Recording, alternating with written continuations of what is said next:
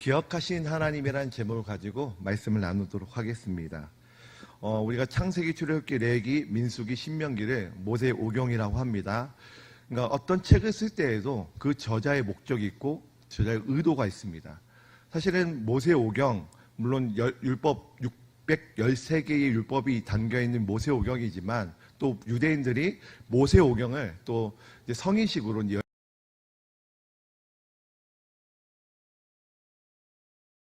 13살 되면은 다 암기한다고 합니다. 그것을 암기하고 또 지켜야 될 율법이기도 하지만 사실은 우리가 맨 처음에 독자들, 그러니까 저자의 의도를 좀 살펴보고 싶습니다. 창세기도 하나님께서 물론 모세에게 쓰라고 명령하셨기 때문에 기록했지만 저자가 그렇게 쓸 수밖에 없는 상황, 그렇게 쓸 수밖에 없는 이제 여러 가지 배경들이 있습니다. 출애굽기도 마찬가지입니다. 출애굽기는 창세기와 출애굽기의 연결점이 있습니다. 그러니까 창세기와 출애굽기 연결점을 찾기 위해서 약간 중간에 약간 역사를 좀 살펴볼 필요가 있어요. 왜냐하면 간극이 있어요. 약간 시대적인 간극이 있습니다. 여러분들 이스라엘 백성들이 그러니까 히브리인들이 애굽에 몇 년 동안 살았나요? 뭔가 대답이 나오는 것 같은데 430년입니다. 예. 애굽에서 그러니까 가나안에서 야곱의 70명의 가족들이 내려왔습니다. 고센 땅에 이제 살게 되죠. 고센 땅에 살게 된 그 이제 연수가 430년이라고 성경에 기록되어 있습니다. 그러니까 그 중간에 역사가 있죠. 그러니까 창세기에 한번 볼까요? 창세기 46장 26절에서 28절 말씀 우리 다 함께 읽도록 하겠습니다. 같이 읽겠습니다. 시작.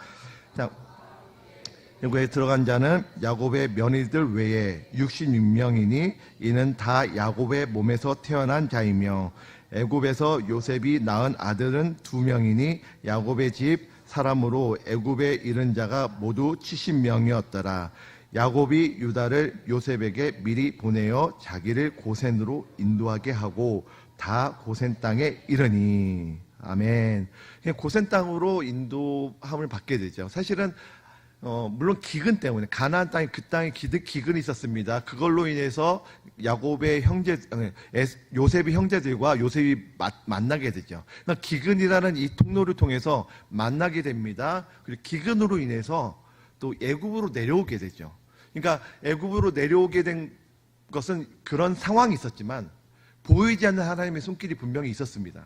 그러니까 하나님께서 애굽 땅으로 인도하신 그 의도가 있었겠죠. 목적이 있었겠죠. 계획이 있었겠죠. 하나님께서 70명의 가족을 인도하셨습니다. 그리고 430년을 지냈죠. 그러니까 성경에 이렇게 기록되어 있습니다. 출애굽기 12장 40절에서 41절 다 함께 읽겠습니다. 시작. 이스라엘 자손이 애굽에 거주한 지 430년이라. 430년이 끝나는 그날에 여호와의 군대가 다 애굽 땅에서 나왔은즉. 430년은 결코 짧은 시간이 아닙니다. 우리나라 역사, 조선의 역사를 보면 500년이라고 하죠. 그러니까 500년도 짧은 시간은 아닙니다. 430년, 결코 짧은 시간이 아니죠. 그러니까, 그러니까 야곱의 가족 70명이 내려와서 이제 고센 땅에 거하게 됩니다. 또 출애굽기를 연결할 때에 그 430년간에 어떠한 일들이 있었을까요? 분명히 어떤 사건이 있었을 것입니다. 그 이야기를 좀 나누려고 합니다. 성경에서요, 그 연대를 계산하는 기준이 있습니다. 그 연대를 계산하는 기준이 누구냐면, 이제 어떤 왕이 즉위했을 그 연도를 기준으로 연대를 계산합니다. 그 왕이 누구냐면 솔로몬이에요. 그러니까 솔로몬이 왕으로 즉위한 때는 많은 학자들이 동일하게 이야기합니다. BC 970년경이에요. BC 970년경에 솔로몬이 왕으로 등극합니다. 근데 열왕기하 6장 1절에 이렇게 이제 기록되어 있습니다. 다 함께 읽겠습니다. 시작. 이스라엘 자손이 애굽 땅에서 나온 지 480년이요 왕이 된 지 4년 12월 곧 둘째 달에 솔로몬이 여호와를 성전 건축하기를 시작하였더라. 여러분 1절에 보면은 열왕기상 6장 1절에 보면은 솔로몬이 성전을 건축한 시기를 기록하고 있습니다. 그러니까 그 시기가 언제냐면 이스라엘 왕이 된 지 몇 년이요? 4년입니다. 아까 전에 연도로 얘기했죠. 몇 년이라고 했죠? 90, 몇 년이요? 970년경. 970년경입니다. BC니까요. 거꾸로 계산하면 됩니다. 그러니까 4년이면 몇 년도일까요? 966년입니다. 966년이고, 그리고 이스라엘이 출애굽한 지 몇 년이라고 그랬죠? 480년입니다. 480년을 더하면 몇 년일까요? 966에서 480을 더하면 몇 년일까요? 1446년입니다. 그러니까 1446년에 이제 출애굽이 시작된 거죠. 출애굽 역사가 시작된 것입니다. 출애굽한 지 480년. 그러니까 그거를 계산해 보니까 1446년. 많은 학자들이 이야기하죠. 근데 사실은 이 연대에 대해서 많은 이제 논란이 있고 또 어떤 반대 학자들은 반대라기보다도 다른 의견을 내놓습니다. 왜냐하면 480년을 이제 12로 나누면요. 몇으로 나오는지 아세요? 몇으로 나뉘는지 아세요? 40이에요. 그러니까 유대인에게는 40은요, 한 세대를 의미합니다. 숫자의 의미 한 세대예요. 그러니까 40년을 광야 생활을 해요. 한 세대가 지나갔죠. 한 세대의 의미를 갖고 있죠. 그러니까 12를 나누면 40이 나옵니다. 그래서 사람들은 이야기합니다. 1200년대. 이건 상징적인 의미다. 1200년대로 이야기하는 학자들도 있습니다. 물론 다 근거는 있고 다 배경이 있지만 저는 이것을 상징이 아니라 문자 그대로 보고 싶습니다. 그 이유는 뭐냐면 열왕기서의 장르가 뭔지 아시나요? 역사서예요. 저는 개인적으로 물론 학자들도 이야기합니다. 역사서를요 상징으로 기록할 이유는 없습니다. 역사는 역사적 사실을 기록하죠. 그래서 역사서는 대부분 문자적으로 해석하는 게 맞는 것 같습니다. 그래서 많은 학자들이 이야기하고요. 1446년으로 봅니다. 자, 1436년에서 야곱의 가족들이 고센 땅에서 거주한 지 몇 년이라고 했죠? 430년입니다. 430년. 1446을 430년을 더하면 몇일까요? 1876년입니다. 그러니까 1876년에 BC 1876년에 야곱의 가족들이 내려온 것이죠. 그러니까 1876년과 1446년 사이에 어떤 일이 있었을까요?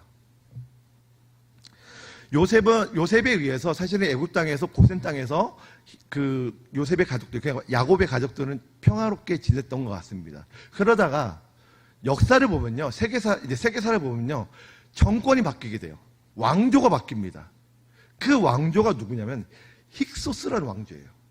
근데 힉소스라는 왕조는요, 이제 그 의미는 그렇습니다. 외국 땅의 지배자. 그러니까 애굽 땅의 기존의 본토 사람들을 몰아내고 그 사람들이 정권을 잡게 돼요. 그러니까 외국인에 의해서 애굽이 이집트가 통치를 받게 됩니다. 근데 힉소스는 유목민이거든요. 그러니까 유목민으로서 이제 그 애굽 땅에 그 거주한 사람들을 몰아내고 그 땅에 거주하면서 통치하게 되는데 힉소스는 셈 계열의 사람입니다. 그러니까 여러분 노아의 아들 아시죠? 노아로 홍수로 망합니다. 노아의 세 아들로 인해서 이제 계속 낳고 시작하는 것이죠. 애굽은 어느 계열 사람일까요? 함 계열 사람입니다. 그러니까 함 계열 사람을 셈 계열 사람 힉소스가 몰아낸 것입니다. 그리고 그 땅을 통치하게 된 것이죠.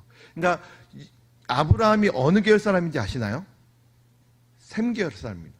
그래서 그 왕의 그 힉소스의 왕을 보면 야곱이라는 비슷한 이름으로 왕조가 이어지게 되는데, 그러니까 그때까지는 요셉 가족들이 평화롭게 지는 것 같습니다. 그러다가 또 정권이 왕조가 바뀌게 돼요. 그러니까 기존의 애굽 사람들이 그 힉소스를 몰아냅니다. 반란을 일으키고 몰아내죠. 그 왕이 누구냐면 아모스의 1세입니다. 근데 성경에 어떻게 기록되어 있냐면 출애굽기 1장 8절 이제 읽겠습니다. 시작. 요셉을 알지 못하는 새 왕이 일어나 애굽을 다스리더니. 여기서 요셉을 알지 못하는 왕이 누구냐면 아모세입니다. 그러니까 모세라는 이름이 있죠. 그러니까 모세라는 이름은요, 애굽식 이름이에요. 이집트식 이름입니다. 그러니까 왕들의 이름에 거론해요. 그러니까 사실 모세는 애굽의 왕족 중에 한 사람이었죠. 그러니까 그 이름을 보면 우리가 알 수가 있죠. 어쨌든 간에 아모세 1세가 힉소스를 몰아내고 다시 한번 정권을 잡게 됩니다. 근데 아모세 1세가 고민이 되는 거예요. 힉소스, 그냥 외국인의 통치에 의해서 다시 한번 그런 역사가 되지 않기 위해서 고민을 합니다.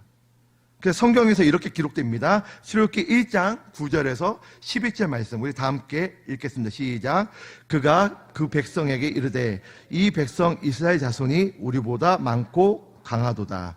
자, 우리가 그들에게 대하여 지혜롭게 하자. 두렵건대 그들이 더 많게 되면 전쟁이 일어날 우리 대적과 합하여 우리와 싸우고 이 땅에서 나갈까 하노라 하고 감독들을 그들 위에 세우고 그들에게 무거운 짐을 지워 괴롭게 하여 그들에게 바로를 위하여 국고성 피동과 라암셋을 건축하게 하니라.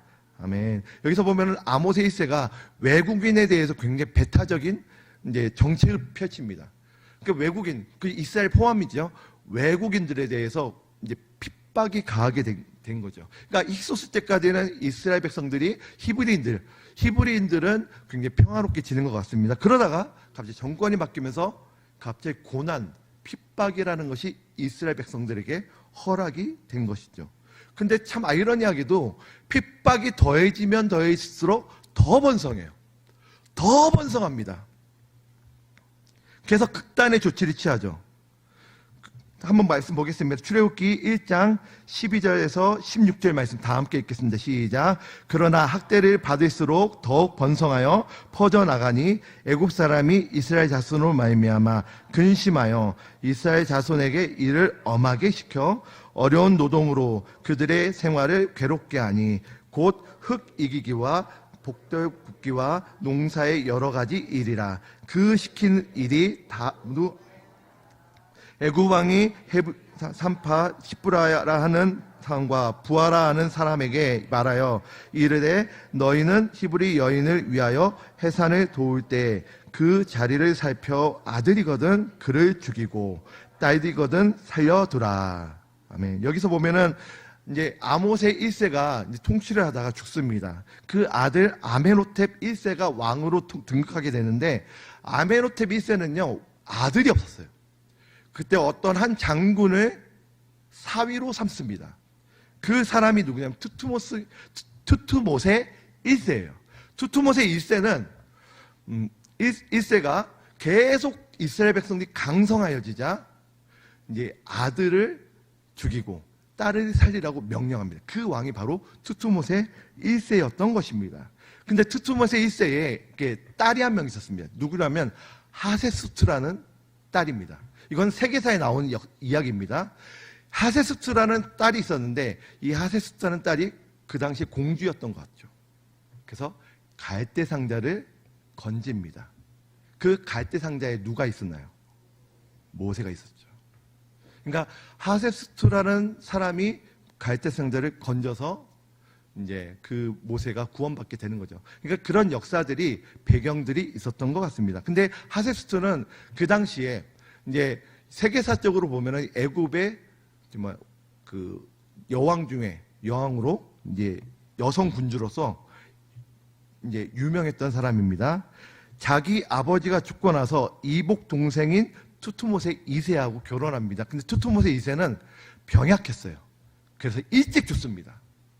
근데 투투모세 2세와 사이에서 낳은 아들이 투투모세 3세인데 투투모세 3세 그 당시 아버지가 죽었을 때에 약 6살이었어요. 그래서 하세수트가 섭정을 합니다. 근데 투투모세 3세하고 아마 예상하는 것은 추정되는 것은 모세와 경쟁 관계에 있었던 것 같아요. 근데 어떤 사건이 일어납니다. 어떤 모세를 몰아낼 수 있는 어떤 명분이 일어나게 되죠. 자, 출애굽기 2장 11절에서 15절 말씀 다 함께 읽겠습니다. 시작. 모세가 장성한 후에 한 번은 자기 형제들에게 나가서 그들이 고되게 노동하는 것을 보더니 어떤 애굽 사람이 한 히브리 사람 곧 자기 형제를 치는 것을 좌우를 살펴 사람이 없음을 보고 그 애굽 사람을 쳐 죽여 모래 속에 감추니라. 이튿날 다시 나가니 두 히브리 사람이 서로 싸우는지라. 그 잘못한 사람에게 이르되 내가 어찌하여 동포를 치느냐 하매 그가 이르되 누가 너를 우리 재판관으로 삼았느냐. 내가 애굽 사람을 죽인 것처럼 나도 죽이려느냐. 모세가 두려워하여 이르되 일이 탈로 되었도다. 바로가 이 일을 듣고 모세를 죽이고자 하여 찾는지라. 모세가 바로의 낯을 피하여 미디안 땅에 머물며 하루는 앉았더라. 아멘.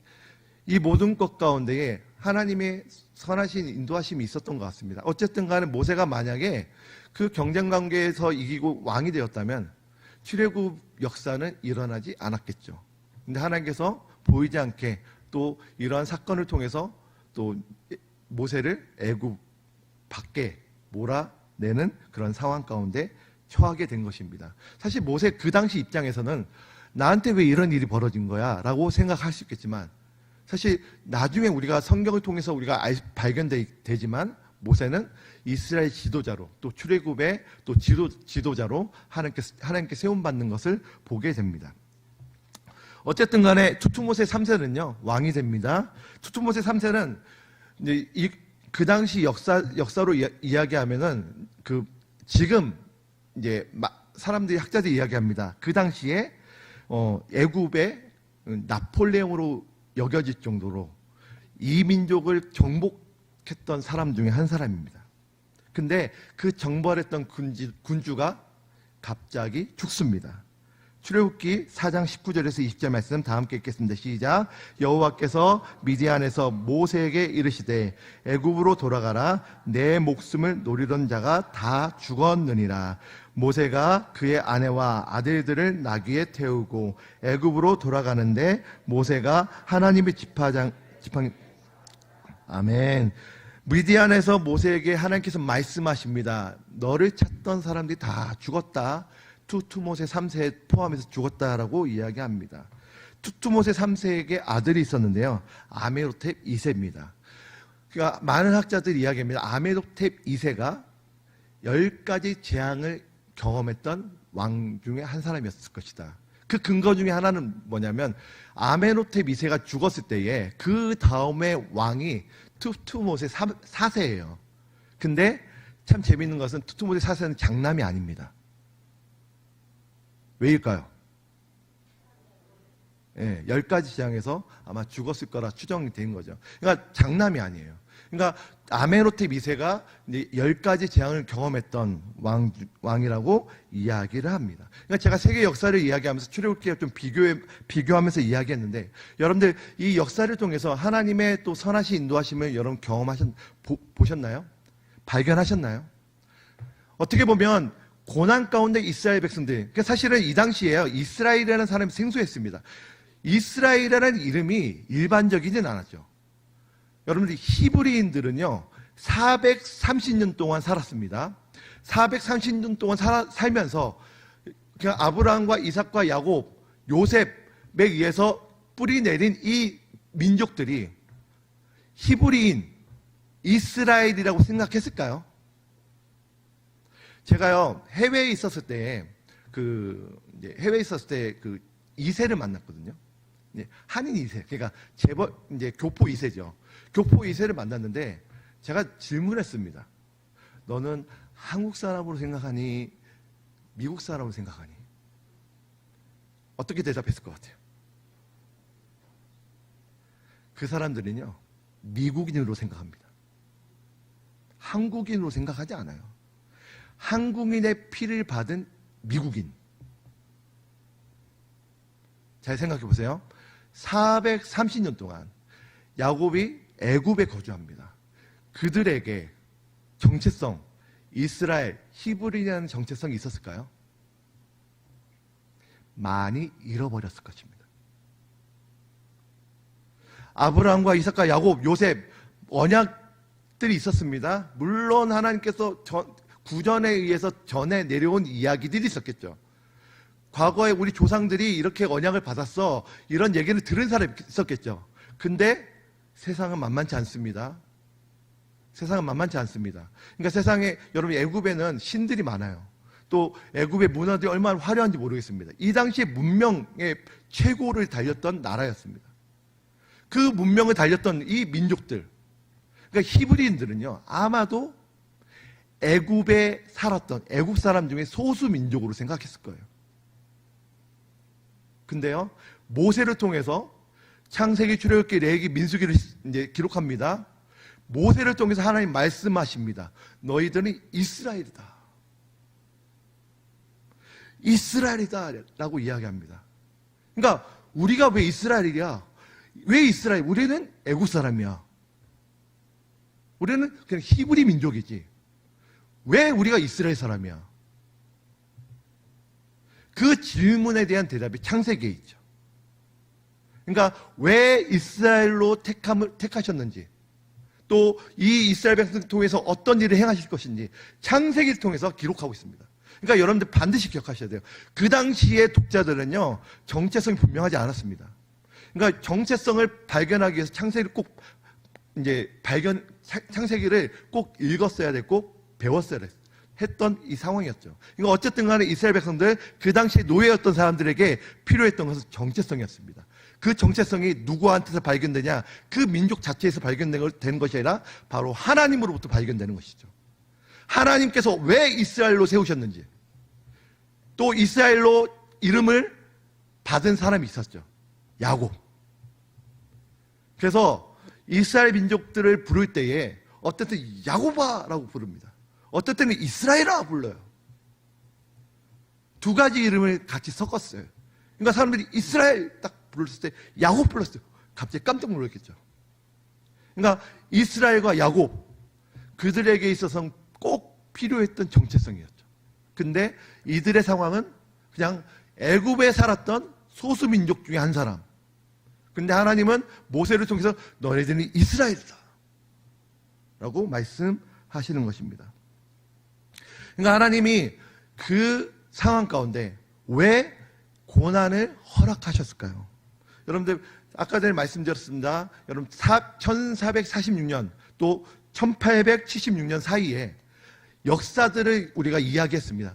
그런 역사들 속에서 이 사람들 가운데 어떤 일이 있었길래, 그러니까 여러 가지 세계사를 보면서 우리가 발견할 수 있는 것은 하나님이 왜 그들에게 고난을 허락하시고 그들에게 또 이러한 일들, 또 왜 이스라엘을 하셨는지 계속 말씀하시는지 꼭 발견하시기 바랍니다. 그러니까 여러분들 노예 출신이었던, 노예 가운데 있었던 이스라엘 백성들에게 하나님이 왜 그 가운데 어떤 계획이 있길래, 또 어떤 말씀, 어떤 계획이 있길래 이렇게 말씀하시고 인도하셨는가 발견하시길 소망합니다.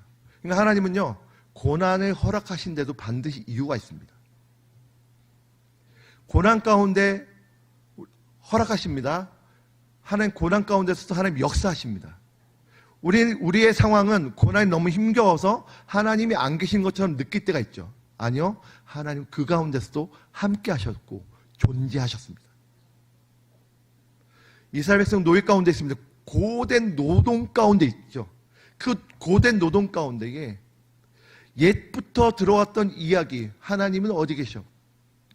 그리고 이 당시에는요, 최강대국 신이 진짜 신이었어요.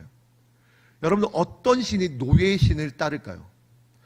이 당시 하나님, 여호와 하나님은요, 노예의 신이에요. 패배의 신이에요. 그래서 바로가 이렇게 얘기합니다. 너가 모세한테 이런 얘기합니다. 너가 이야기하는 여호와가 도대체 누구길래 나한테 명령하는 거야. 그래서 그 질문에 어떻게 대답하시나? 10가지 재앙으로 응답하십니다. 그러니까 하나님이 어떠한 분인지 나타내시는 거죠. 그러니까 우리도 우리의 삶 가운데 고난 가운데 있을 때에 반드시 우리가 발견해야 될 것이 있습니다. 발견해야 될 분이 계십니다. 누굴까요? 하나님입니다. 하나님이 왜 우리 삶 가운데 고난을 허락하셨을까요? 왜 우리 삶 가운데 어려움을 허락하셨을까요? 하나님의 뜻은 어디에 있을까요? 하나님이 없는 것 같은, 이스라엘 백성 노예와 같은 그런 하나님 없는 것 같은 삶 가운데 왜 계속 진행이 되는 걸까요? 여러분, 하나님은 절대 잊으신 적이 없습니다. 우리를 잊으신 적이 없어요. 문제는 우리가 하나님을 잊는 거죠. 아마도 이스라엘 백성들 이 430년 동안 하나님을 제대로 기억하고 있었을까? 저는 물음표를 던질 수밖에 없습니다.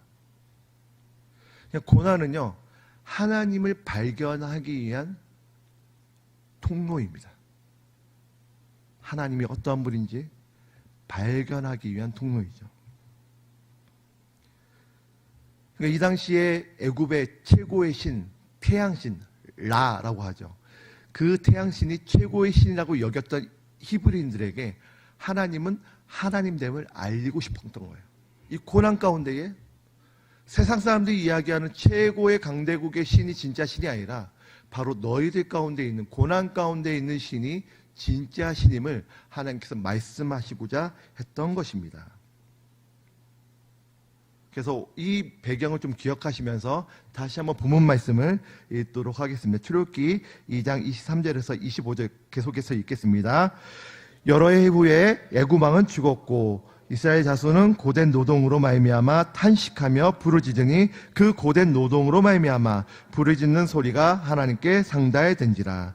하나님이 그들의 고통 소리를 들으시고 하나님이 아브라함과 이삭과 야곱에게 세운 그의 언약을 기억하사 하나님이 이스라엘 자손을 돌보셨고. 아멘. 여러분, 이 말씀 보면서 우리가 오해할 수 있습니다. 부르짖으니까 하나님께서 기억하셨다, 깜빡했다가 기억하셨다, 그렇게 이해할 수 있습니다. 아닙니다. 하나님은 잊으신 적이 없습니다. 늘 기억하고 계셨던 것이죠. 그러니까 이스라엘 백성들, 그러니까 히브리인 노예 가운데 있는 히브리인들의 기도 소리를 들으시고 하나님이 때가 되었음을 그렇게 표현한 것입니다. 하나님이 일하실 때가 되었다. 그러니까 하나님께서 기억하신 것이 두 가지입니다. 첫 번째는 하나님은 언약을 기억하셨습니다. 아브라함과 이삭과 야곱에게 허락하셨던 그 말씀하셨던 그 언약을 하나님이 기억하셨던 것입니다. 그러니까 기억하셨다는 것이 다시 한번 말씀드리지만 잊었다가 기억한 것이 아니라 하나님의 때가 되었기 때문에 일하실 때가 되었다라는 표현일 뿐입니다. 근데 하나님께서 어떤 언약을 하셨을까요? 어떤 언약을 하셨길래 하나님께서 이 일을 행하시고자 하시는 걸까요? 창세기 15장에 보면요, 아브라함에게 언약을 하십니다. 말씀 읽겠습니다. 말씀을 제가 읽고 여러분 읽고 교독하도록 하겠습니다. 해질 때에 아브라함에게 깊은 잠이 임하고 큰 흑암과 두려움이 그에게 임하였더니 아브라함에게 이르시되 너는 반드시 알라. 내 자손이 이방에서 객이 되어 그들을 섬기겠고 그들은 400년 동안 내 자손을 괴롭히리니 그들이 섬기는 나라를 내가 징벌할지며 그 후에 내 자손이 큰 재물을 이끌고 나오리라. 너는 장수하다가 평안히 조상에게로 돌아가 내 자손은 4대 만에 이 땅으로 돌아오리니 이는 아모리 족속의 죄악이 아직 가득 차지 아니함이라 하시더니 해가 져서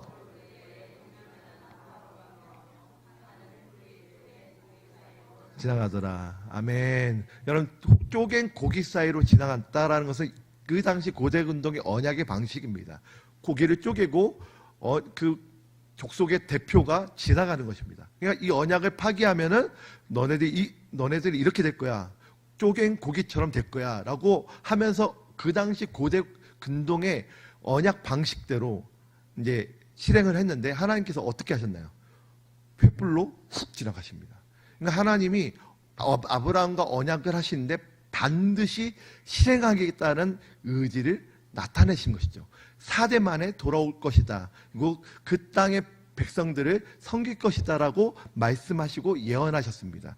그 일이 바로 지금 이루어지고 있는 것이고 또 하나님께서 모세를 통해서 바로 아브라함에게 이런 말씀하셨다 나타내고 있는 것이죠. 그래서 부르짖습니다. 이스라엘 백성이 부르짖습니다. 부르짖을 때에 하나님께서 응답하셨습니다. 어떻게 응답하셨나요? 어떤 한 인물을 주목하셨죠.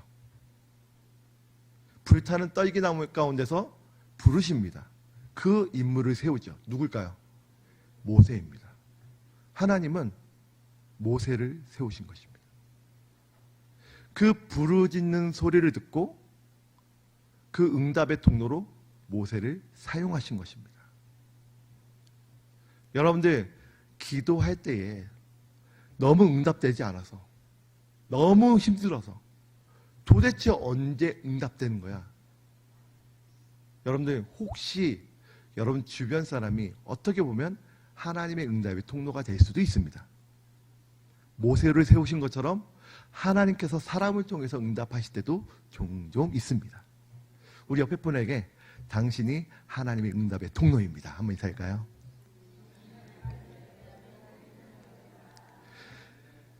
누구도 알 수 없어요.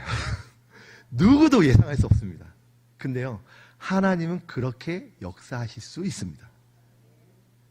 누구도 예상 못했던 인물이 나타나서 또 10가지 재앙, 홍해를 건너는 그러한 통로로 하나님께서 사용하셔서 출애굽의 역사를 경험하게 하셨던 것입니다. 그러니까 하나님의 때에 하나님의 방법대로 신실하게 일을 이루신 것이죠. 어떤 선교단체에 이런 문구가 있습니다. 사람이 일하면 사람이 일할 뿐이지만 사람이 기도하면 누가 일하실까요? 하나님이 일하신다. 그 문구가 있어요. 사람이 일하면 사람이 일할 뿐이지만 사람이 기도하면 하나님이 일하신다. 우리가 오늘 이 저녁에 기도하는 이유가 있습니다. 하나님이 일하시도록.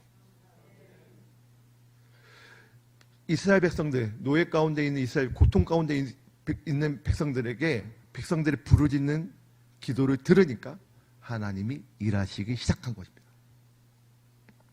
그래서 기도는 하나님이 일하시기 위한 귀한 통로입니다. 오늘 기도를 통해서 하나님의 일하심을 경험하는 귀한 은혜가 있기를 소망합니다. 두 번째는 고통 가운데 있는 히브리 백성들을 기억하셨습니다. 자, 출애굽기 2장 25절 말씀 다 함께 읽겠습니다. 시작. 하나님이 이스라엘 자손을 돌보셨고 하나님이 그들을 기억하셨더라. 아멘. 자, 돌보셨다라고 표현합니다. 돌보셨다라는 표현은 이제 원어로 이제 해석할 때 주시하다, 주목하다라는 뜻이 있습니다. 그러니까 하나님께서는 이스라엘 백성들 계속해서 주목하고 계셨던 것입니다. 근데 문제는 사람들은 하나님의 살아계심을 의심할 때가 있죠.